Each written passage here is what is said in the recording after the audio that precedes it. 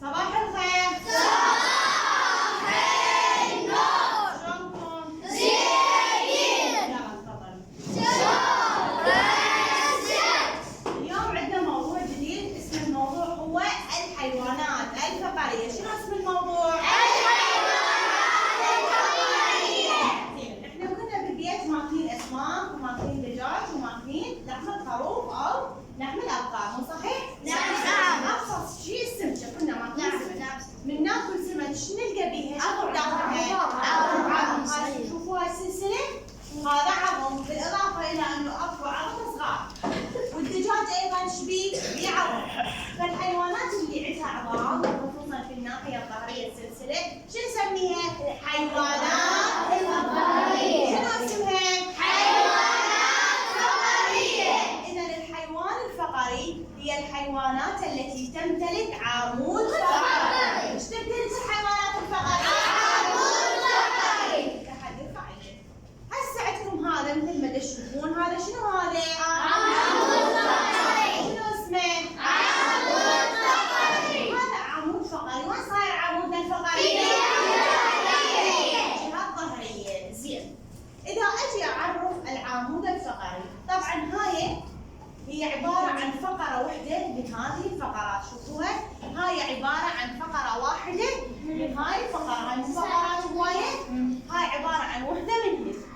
هاي زين، هاي فقرة مربوطة بفقرة، وينها من هيجي، مربوطة بفقرة، مرتبطة ويا فقرة ثانية، وهاي هيجي صارت عندي تكون لنا تكون لي سلسلة العمود الفقري. شلون ما احنا عندنا الإرادة اللي يلبسوها البنات، مو حلقة مربوطة بحلقة مربوطة بحلقة صارت سلسلة، مو صحيح؟ العمود الفقري نفس الشيء، هم فقرة مرتبطة ويا فقرة ويا فقرة، شو يصير لي؟ يصير لي سلسلة بس منين؟ من العظام. فهاي السلسلة من العظام المرتبطة مع بعضها البعض في الناحية الظهرية شو نسميها؟ عمود فقري. عمود فقري. زين، نجي نشوف هذا شنو وظيفته؟ له وظيفة، له شغل، بوظيفتين. أول وظيفة يوفر الدعم والإسناد. شنو دعم وإسناد؟ يعني يخلي الجسم واقف بصورة منتصفة. يعني تخيلوا إذا ماكو هذا العمود الفقري الإنسان راح يقدر يوقف؟ لا. عندكم القفص الصدري هو مربوط بالعمود الفقري، عندكم هاي عظام الحوض هم مربوطة بالعمود الفقري، الرأس هم مربوط بالعمود الفقري. زين، يعني هو عمودنا الأساسي المرتبط بباقي الأعضاء. باش؟ ثاني شيء يسمح لنا بحرية الحركة. شنو يعني نقدر نتحرك يمنى يسرى، انزل لي جوا، اصعد لي فوق، مو؟ إذا نتخيل إنه مثلا هذا عظمة الفخذ، زين؟ هاي عظام الفخذ، شوفوها شلون هي؟ إذا هنا صارت، شو يصير بالجسم؟ يظل واقف هيك. عندنا نقدر نتحرك؟ لا ما نقدر، هسه أنا أقدر أتحرك هيجي هيجي، ليش؟ لأن عندي فقرات، هاي الفقرات تتحرك. إذا وظيفتين عندنا العمود الفقري، شنو هي؟ توفير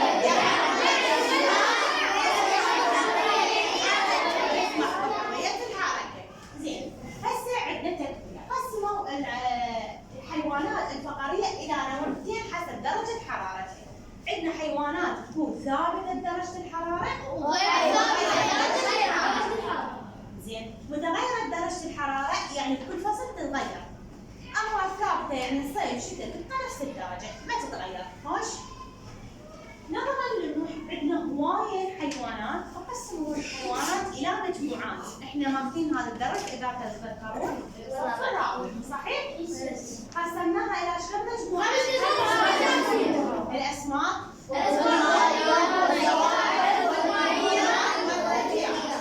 نجي أول شيء على الأسماك.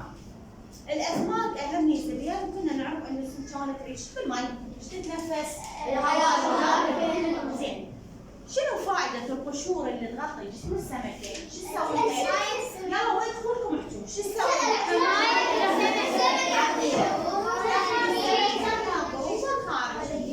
زين، نجي هسه على البرمائيات. من اسمها برمائيات، يعني يابسة ومائيات مي. هاي شنو ليش سموها برمائيات؟ لأن أول فترة من حياتها تقضيها بالمي تتنفس بالهواء، وراها تتنفس الهواء الجوي.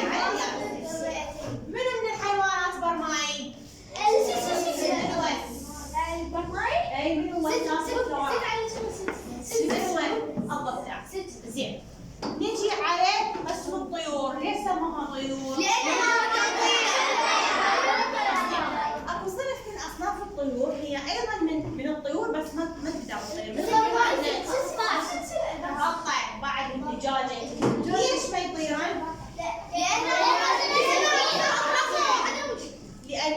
دارتش على الطيور. ما تقدر تطير لأن عظامها ثقيلة وأجنحتها قصيرة ما تقدر تطير. بينما مميزات الحيوانات القادرة على الطيران شو تكون عظامها؟ وشكل أجنحتها وعضلاتها قوية. عافية بالشاطر. زين نجي على الثدييات، ليش سموها ثدييات؟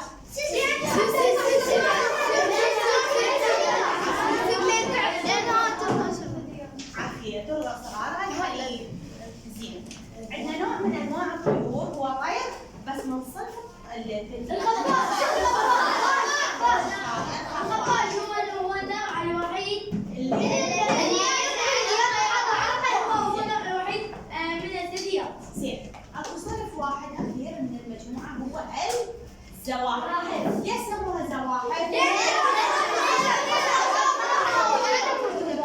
اطرافها تكون قصيره او عدم وجودها. يلا تعال يلا اشرح لي الدرس. اشرح لي عن العمود الفقري او الحيوانات الفقريه.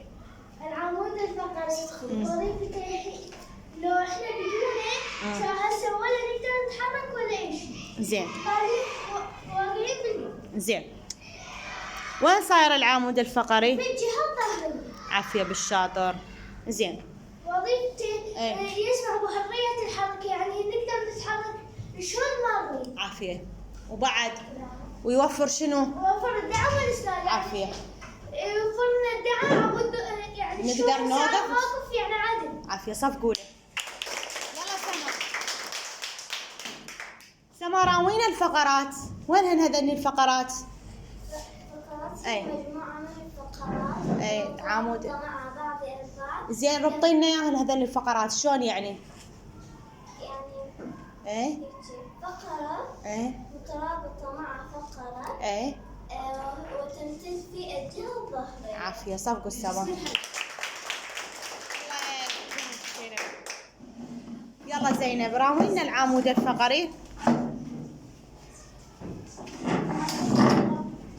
هذا العمود الفقري. عافيه وين صاير العمود الفقري؟ في الناحية الظهرية. زين اي عرفي لي يا شنو يعني حيوان فقري؟ هي الحيوانات التي تمتلك عمود فقري في الناحية الظهرية. عافية. اللي صاير بكرة. عافيه صفقوا لها.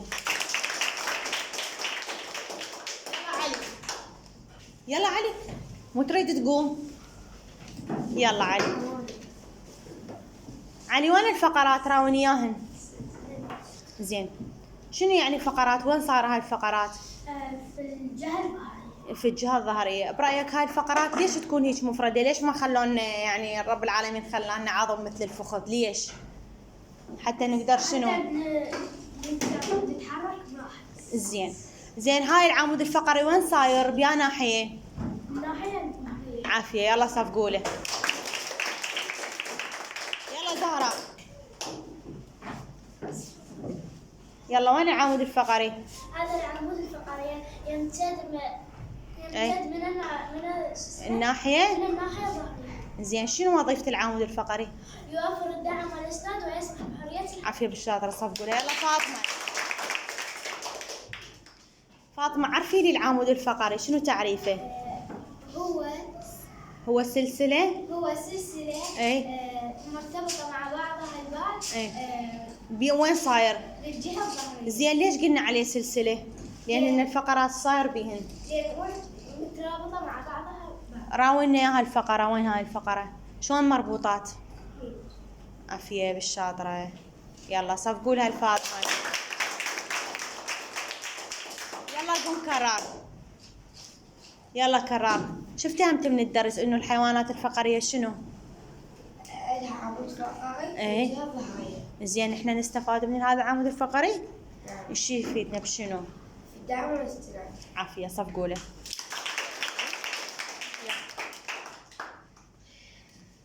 يلا قوم. لا قوم انا اريدك تقوم انت. لا ما تستحي. قوم اوقف هنا. يلا شنو تستحي يعني مثلا الكاميرا راح تهرق لك؟ يلا عيني. وين العمود الفقري؟ العمود الفقري اي شنو وظيفته؟ شنو شغله؟ يعني توفير الدعم والإسناد أي. ويسمح بحرية الحركة. شلون تتحرك بالله بالعمود الفقري؟ سوي لنا حركه. يلا صفقوا له. يلا زهره. زهراء قومي يلا على السريع من ذيك الجهة روحي. يلا زهراء ماكله سمك انتي؟ شكو بالسمك شو تشوفين؟ عظام. شايفه هاي سلسله من العظام اللي نطلعها هيك من السمكه وناكلها، شو اسمها هذا؟ شو اسمه؟ عمود فقري. اشرين عليه هنا بالمجسم. عافيه. زين زهراء اسال السؤال بعد؟ زين الاسماك ليش بيها قشور؟ دقيقه.